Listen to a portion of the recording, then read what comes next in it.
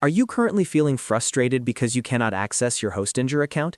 It is an incredibly common issue, but the good news is that it is often very easy to resolve if you follow the right steps.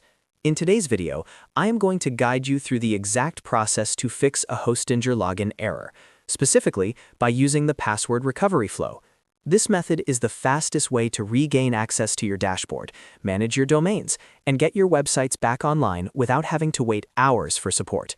If this video helps you get back into your account, please make sure to hit that like and subscribe button to stay updated with our latest troubleshooting guides.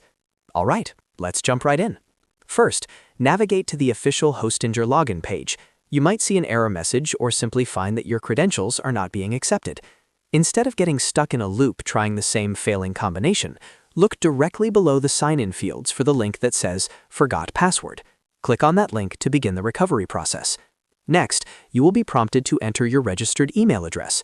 Make sure that you are using the specific email address associated with your main Hostinger account, as that is the only way the system will recognize you. After you enter the address, click Submit.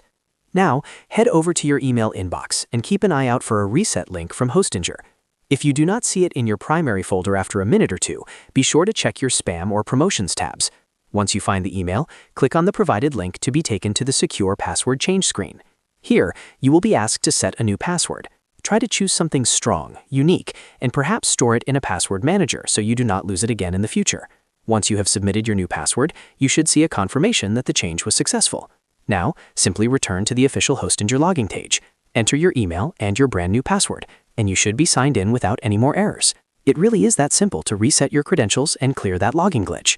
If you found this quick walkthrough helpful, please don't forget to smash that like button and subscribe to the channel for more useful tech tutorials.